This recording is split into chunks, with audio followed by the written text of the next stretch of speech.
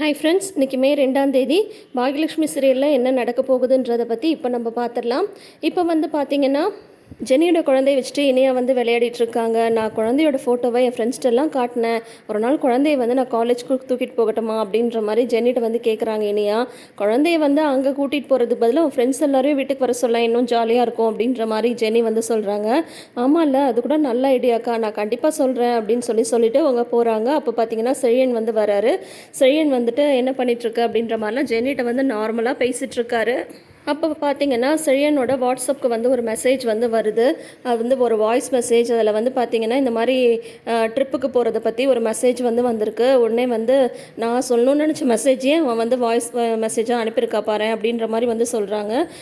நீ எங்கே போகிற செழியா அப்படின்ற மாதிரி கேட்குறாங்க ஜெனி.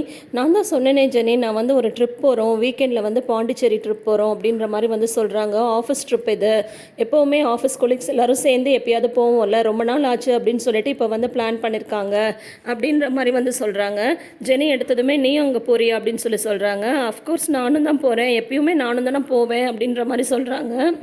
உன்னை ஜெனி அதெல்லாம் வேண்டாம் அப்படின்ற மாதிரி சொல்லிடுறாங்க. என்ன ஜெனி, என்ன இப்படி சொல்கிற? எப்போவுமே நான் போகல, போர் அடிக்கும்னு சொன்னால் கூட நீ போயிட்டு வா நல்லாயிருக்கும் அப்படின்ற மாதிரி சொல்லுவேன். இப்போ என்னென்னா வேணான்னு சொல்கிற, ஏன் ஜெனி அப்படின்ற மாதிரி சொல்கிறாங்க.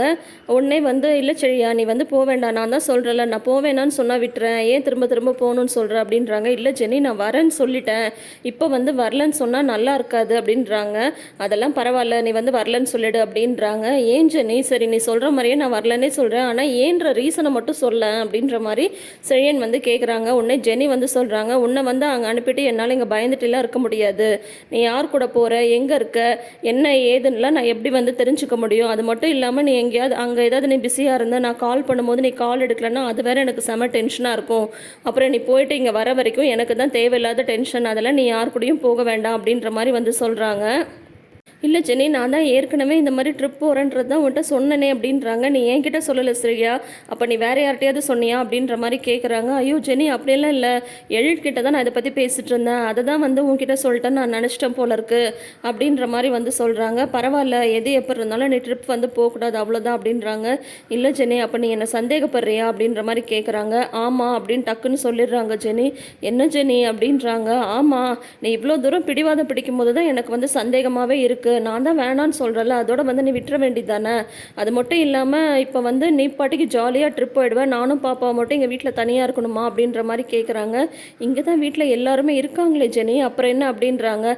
அதெல்லாம் இல்லை, நீ போகக்கூடாதுன்னா போகக்கூடாது அவ்வளோதான் அப்படின்ற மாதிரி ஜெனி சொல்லிடுறாங்க. முதல்ல எவ்வளோக்கு எவ்வளோ ஜெனியோட கேரக்டர் சாஃப்டாக இருந்ததோ இதுக்கு அப்படியே இப்போ பார்த்திங்கன்னா மாறிட்டாங்க. ரொம்ப சந்தேகப்படுறாங்க, அளவுக்கு மீறி சந்தேகப்படுறாங்க. இதனாலேயே இவங்க ரெண்டு பேருக்குள்ளார ஏதாவது ப்ராப்ளம் வந்துடுமா என்னன்னே தெரியல. பார்க்கலாம், வெயிட் பண்ணி பார்ப்போம் எபிசோட்ஸ் எப்படி கொண்டு போகிறாங்கன்னு சொல்லிட்டு. இப்போ பார்த்திங்கன்னா ஹாலில் தாத்தா பாட்டி இனியா 3 பேரும் உட்காந்து இனியா எதெல்லாம் காட்டிகிட்டு இருக்காங்க. இதை வாங்கலாமா அதை வாங்கலாமான்ட்டு ஜெனியோட குழந்தைக்கு பேர் வைக்கிற ஃபங்க்ஷன் நாளைக்கு. ஸோ அதுக்காக இவங்க ப்ரிப்ரேஷன் விஷயமா எல்லாம் பேசிகிட்டு இருக்காங்க. அப்போ கோபி வராங்க. கோபி இப்போ உங்களுக்கு கால்வலி பரவாயில்லையாம்மா அப்படின்னு கேட்குறாங்க. பரவாயில்லடா, ஏன்டா மறுபடியும் வாக்கிங் கூப்பிட போறியா? என்னால் வாக்கிங்லாம் வர முடியாது அப்படின்றாங்க. இல்லைம்மா, அவங்ககிட்ட ஒரு முக்கியமான விஷயம் பேசணும், வாங்கலாம் கொஞ்சம் அப்படியே வெளியில் போயிட்டு வரலாம் அப்படின்ற மாதிரி சொல்கிறாங்க. என்னால் ஒரு அடி கூட நகர்த்த முடியாதுப்பா, அது மட்டும் இல்லாமல் நாளைக்கு வேறு ஃபங்க்ஷன் இருக்குது, அந்த வேலையெல்லாம் பார்க்கணும்ல அப்படின்னதும் என்ன விசேஷம் அப்படின்னு கேட்குறாங்க. அப்போ பார்த்தீங்கன்னா ஈஸ்வரிக்கு ஒரு ஃபோன் கால் வருது. அதில் அவங்க சொந்தக்காரங்க தான் பேசுகிறாங்க. இந்த மாதிரி நாளைக்கு ஜெனியோட குழந்தைக்கு பேர் வைக்கிற விழா, நீங்கள் வந்துடுங்க அப்படின்ற மாதிரி சொல்கிறாங்க. ஆல்ரெடி தாத்தா இன்வைட் பண்ணிட்டாங்கன்ற மாதிரி அவங்க சொல்கிறாங்க. ஓ, அவரை சொல்லிட்டாரா, அப்போ கண்டிப்பாக குடும்பத்தோடு வந்துடுங்க அப்படின்ற மாதிரி சொல்கிறாங்க. என்னது, செழியனோட குழந்தைக்கு பேர் வைக்க போகிறோமா அப்படின்றாங்க. ஆமாண்டா, குழந்தைன்னு இருந்தால் பேர் வச்சு தான் ஆகணும் அப்படின்றாரு தாத்தா. என்னைக்கு அப்படின்றாங்க. நாளைக்கு அப்படின்னு சொல்கிறாங்க. இவங்க யாருமே என்கிட்ட சொல்லவே இல்லையே அப்படின்ற மாதிரி சொல்கிறாங்க. பாட்டி சொல்கிறாங்க, இதை பற்றி ஏற்கனவே பேசிகிட்டு இருந்ததுனால நாளைக்கு பொறுப்பாக அங்கேயும் இங்கேயும் எங்கேயும் போகாமல் பிள்ளைக்கு தாத்தாவா வீட்டில் இருந்து நீ தான் முன்னாடி நின்று நடத்தணும், புரியுதா அப்படின்னு சொல்கிறாங்க. தாத்தாவா அப்படின்றாங்க. உடனே இனியா சொல்கிறாங்க, பாட்டி அப்பா இந்த மாதிரி தாத்தான்னு சொல்கிறது கூட நல்லா இன்ட்ரெஸ்டிங்காக இருக்குல்ல பாட்டி, நல்லா ஜாலியாக இருக்குல்ல அப்படின்ற மாதிரி இனியா சொல்கிறாங்க. கோபிக்கு என்னடா இது அப்படின்ற மாதிரி இருக்குது. அப்புறம் பார்த்திங்கன்னா நம்ம தாத்தா கேட்குறாரு, சரி தாத்தா, பேத்திக்கு என்ன கிஃப்ட்டு தர போகிற அப்படின்றாங்க. கிஃப்டா அப்படின்றாங்க. ஆமாண்டா, தாத்தாவா நீ கிஃப்ட்டு தர வேண்டாமா அப்படின்னு சொல்லிட்டு பாட்டி சொல்கிறாங்க. கிஃப்ட்டு தானே கொடுத்துருவோம் அப்படின்னு சொல்கிறாங்க.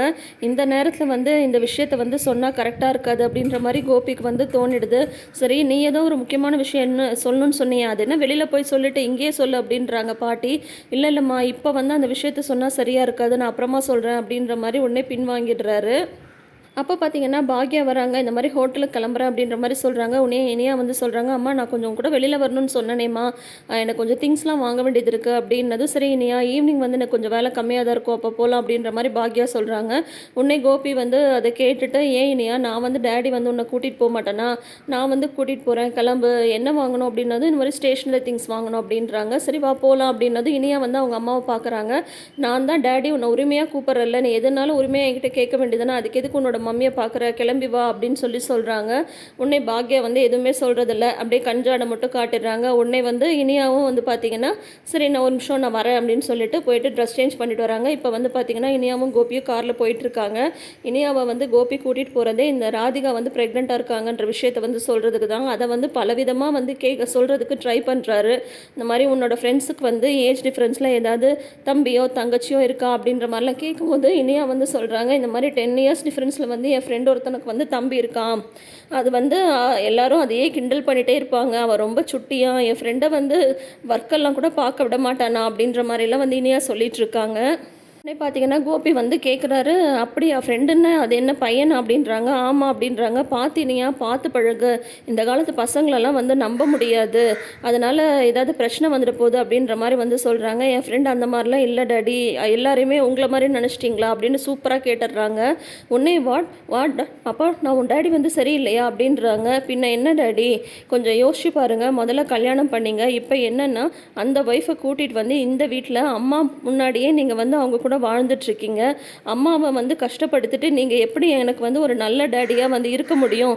கேட்டால் நான் தான் நல்ல டேடின்னு வேறு நீங்கள் வந்து சொல்லிப்பீங்க. இதெல்லாம் சரியில்லை டேடி, அம்மாவை கஷ்டப்படுத்திட்டு நீங்கள் நல்லவராகவே இருக்க முடியாது அப்படின்ற மாதிரி இனியா வந்து சொல்கிறாங்க. உடனே கோபிக்கு வந்து தோணிடுது, ஆஹா இவ வந்து பயங்கரமான மூடில் வந்து இருக்கா, இப்போ வந்து ராதிகா ப்ரெக்னென்ட்ன்ற விஷயத்த சொன்னால் அவ்வளோதான், ஒரு மாதிரி அசிங்கமாக வந்து ஏதாவது சொல்லிட போகிறா, இப்போல்லாம் இதை சொல்லவே கூடாது அப்படின்ற மாதிரி முடிவு பண்ணிடுறாங்க. கோபி வந்து இந்த மாதிரி உன் ஃப்ரெண்ட்ஸ்க்கு யாருக்காவது ஏஜ் டிஃப்ரென்ஸில் தம்பியோ தங்கச்சியோ இருக்கான்னு கேட்கும்போது உடனே வந்து அதெல்லாம் வந்து கன்றாவியாக இருக்கும் அப்படின்ற மாதிரி வந்து சரின்னு சொன்ன மாதிரியே இனியாவும் சொல்லிடுறாங்க. மயுவை ஏதாவது வீட்டுக்கு கூட்டிகிட்டு வர போகிறீங்களா அப்படின்ற மாதிரியும் இனியாக கேட்குறாங்க. மயுவெல்லாம் இங்கே கூட்டிகிட்டு வராதிங்க, ஏற்கனவே வந்து அவங்க ராதிகா வந்து இங்கே இருக்கிறதே என் அம்மாவுக்கு வந்து கஷ்டமாக இருக்கும், நீங்கள் இதில் வேற அம்மாவை மேலே கஷ்டப்படுத்தாதீங்க அப்படின்ற மாதிரி சூப்பராக நாக்கு பிடுங்குற மாதிரியே வந்து இனியாக வந்து சொல்லிடுறாங்க. அப்பயும் இந்த கோபிக்கும் ராதிகாவுக்கும் அறிவு இருக்காது. சரின்னு சொல்லிட்டு இப்போ இனியாட்ட வந்து விஷயத்த சொல்ல வேண்டாம் அப்படின்ற மாதிரி கோபி வந்து முடிவு பண்ணிடுறாரு. இப்போ வந்து பார்த்தீங்கன்னா பாக்யா வந்து ஜெனிக்காக ஜூஸ் போட்டுட்டு இருக்காங்க. அப்போ ராதிகாவுமே வராங்க. வந்துட்டு அவங்களுக்கு ஜூஸ் போடுறதுக்காக நின்றுட்டுருக்காங்க. செல்வி வந்து இப்போ உங்களுக்கு உடம்பெல்லாம் பரவாயில்லையா அப்படின்ற மாதிரி கேட்குறாங்க. அதுக்கப்புறம் வந்து பார்த்தீங்கன்னா பாக்யா வந்து ஜூஸ் போட்டு முடிச்சிடுறாங்க. முடிச்சதும் இவங்க வந்து ஜூஸ் போட போகிறாங்க. அப்போ கரெக்டாக வந்து கரண்ட் வந்து போயிடுது. உடனே வந்து பார்த்தீங்கன்னா சரி நான் அப்புறமா வந்து ஜூஸ் போட்டுட்டு இதெல்லாம் வாஷ் பண்ணி வச்சிடறேன் அப்படின்றாங்க. உடனே பாக்யா வந்து ஜெனிக்காக போட்டு வச்சிருந்த ஜூஸை வந்து ராதிகாவுக்கு வந்து கொடுக்குறாங்க. இல்லை இது நீங்கள் வேறு யாருக்கும் போட்டிருக்கீங்க, வேண்டாம் அப்படின்றாங்க. பரவாயில்ல, நான் ஜெனிக்காக தான் போட்டேன், நான் வந்து அவளுக்கு ஃப்ரூட்ஸ் வந்து கட் பண்ணி கொடுத்துட்றேன், நீங்கள் வந்து இதை குடிங்க அப்படின்ற மாதிரி சொல்லிடுறாங்க. உடனே ராதிகா வந்து அதை வாங்கிட்டு போயிடுறாங்க. உடனே செல்வி வந்து சொல்கிறாங்க, அக்கா நல்லவங்களாக இருக்கலாம், அதுக்காக நீங்கள் வந்து இவ்வளோ நல்லவங்களாலாம் இருக்கக்கூடாது, அப்புறம் எல்லாரும் சேர்ந்து உன் தலையில் மிளகா தான் அரைப்பாங்க அப்படின்ற மாதிரி வந்து சொல்கிறாங்க. உடனே அதுக்கு பாக்யா வந்து சொல்கிறாங்க, இல்லை அவங்களுக்கு வந்து உடம்பு சரியில்லை, ரொம்ப டயர்டாக இருக்காங்க, அதனால தான் கொடுத்தேன், விடு பரவாயில்ல அப்படின்ற மாதிரி பாக்யா வந்து சொல்லிடுறாங்க. இதோட இன்றைக்கி எபிசோடை வந்து முடிச்சிருக்காங்க. ஸோ இனி அடுத்தடுத்து என்ன நடக்க போகுதுன்றதை நம்ம வெயிட் பண்ணி பார்த்து தெரிஞ்சுக்கலாம். ஸோ இப்போ நாளைக்கு வந்து பார்த்திங்கன்னா ஜெனியோட குழந்தைக்கு பேர் வைக்கிற ஃபங்க்ஷன் நடக்க போகுது. அதில் ஏதாவது ராதிகாவோட ப்ரெக்னன்சி ரிவீல் ஆகுதா அப்படின்றத வெயிட் பண்ணி பார்ப்போம். அதுக்கு முன்னாடி நீங்கள் இன்னும் நம்ம சேனலில் சப்ஸ்கிரைப் பண்ணாமல் வீடியோஸ் பார்க்குறீங்கன்ற மாதிரி தான் இப்போயே சப்ஸ்கிரைப் பண்ணிக்கோங்க. நோட்டிஃபிகேஷன் பெல் ஐக்கானில் ஆல் சிம்பிள் கிளிக் பண்ணிக்கோங்க. தேங்க்யூ.